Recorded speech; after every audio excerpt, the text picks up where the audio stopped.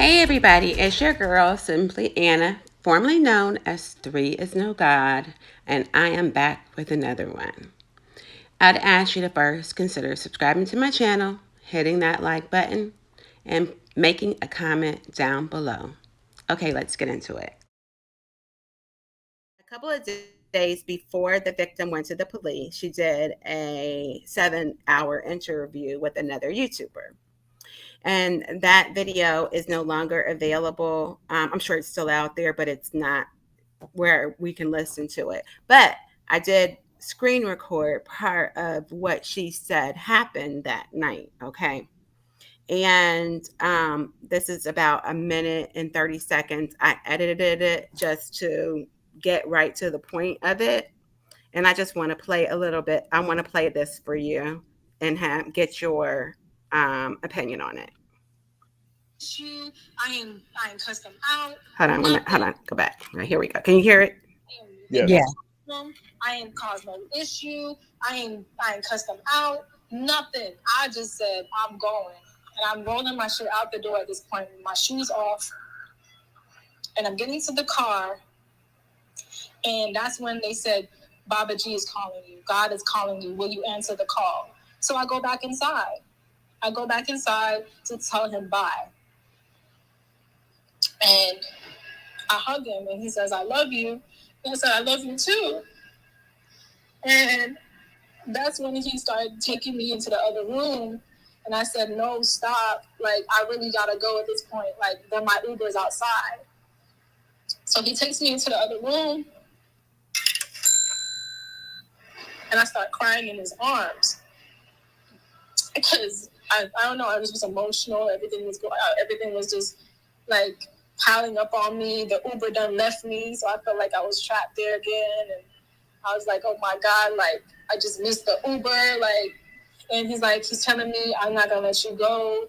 You know, you're my bitch. You're my property. And I'm telling him, like, you're going to have to let me go. I'm telling him, you're going to have to let me go. He's like, you think I can't let you go? And at this point, I'm looking him in the eyes and me being dumb. I got manipulated back in. Literally, like, I couldn't resist him in that moment. In that moment, I was really vulnerable, and he knew exactly what to say to me to help have me stay there with him. And yeah, we did make love in that moment. I didn't want to like resist him. Okay, that's all I was able to get. So with that, in mind, from a defense standpoint, um, is that problematic for the prosecution? Well, I think there's things that are in there that are problematic for the prosecution and for the defense. Right. Certainly, it's problematic for the prosecution that here's someone who claims to be afraid and in fear and to be oppressed by this person. Um, and she says, yes, I didn't want to leave him. Um, I, I, so yeah, we made love and I stayed. That's a problem for the state in trying to prove that somehow she felt like she was in danger. It's a problem for the defense because she's very clear that she was afraid of being manipulated, and that she was kind of afraid to leave. So it supports the state's position that she was intimidated into staying and didn't do this out of a desire to to be there. Right. So when you talk about false imprisonment and you look at like the statute in Georgia, I remember reading the statute and it was to the effect of, did the person make it impossible for you to leave? And that can be mental or physical. Right. Okay. Okay. I mean, and that's for the jury to decide, obviously, right? So right. So okay. I just want to add a caveat to that question, because within recent days, it has. Well, let me start with this: is that what his defense or what he has said happened all along is that there was, and this was all on screen, where he was in the process of making his queen. And she was one of 3 of the people that he was considering to be queen. And that she wasn't selected, and that this is his version, that she got mad, she left, and next thing you know, he's got these charges, right?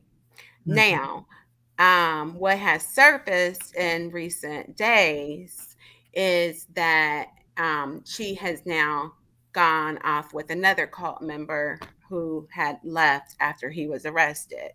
So I'm wondering how that, from a defense standpoint, does that bolster his argument of she didn't get what she wanted, and so she left, and now I have these charges because he says he didn't do this, right? And now she's with another cult member who is going to give her what she wanted, which was to be like a queen. And the cult member, let me add, is now an ex. He says he's not a part of the cult anymore. Mm-hmm. I mean, it's the unfortunate thing for defense is that there's corroboration in what she said as far as the physical abuse and the consistency of other people experiencing the same things that are coming forward. So, yeah, this individual's story about, why she left and, and now her getting with another cult member, does that hurt the defense? No, it doesn't particularly help them either because of the other evidence that we have. None of these things can be viewed in a box. All of them have to be viewed in totality, because a trial is not tried in a box with this particular, a closed set of facts, particularly with something where you're talking about a cult leader who's being accused of using psychological and even physical warfare to intimidate and to keep folks where he wants them to. Yeah. Testimony is never going to be individual. It's going to be a bunch of folks who are going to be testifying of the consistency of his actions. Now, if only one person testifies, it's not going to be a cult prosecution. It's going to be an individual prosecution of somebody who did something wrong. But they're saying that he was, doing this in a widespread way and was really oppressing numerous individuals, which means there's testimony corroborating from other sources and from other people, including ex-cult members. And that's detrimental to the defense. I think we saw that kind of in the R. Kelly trial as well. Right. Now, if other cult members have been reluctant in the past to speak on him. Very reluctant, yeah. Right. So is that where they could use like the video evidence of what he put online to corroborate? Let me just say, as a judge, I used to say it in my courtroom quite frequently, and I post about it on social media. If you post about it, judges, prosecutors, police officers, parole officers watch it. I don't care what you think, and it will show up in court. So when folks are posting pictures of guns, when folks are making comments about what they did, the night before, when folks are posting what they think are, how can I say it, self-promoting activities, like what he was doing for the 100,000 or 10,000, 25,000 people that were watching him every day on Instagram and on social media, other social media. He was providing as much evidence as the state wants to use against him. Okay. Good to know.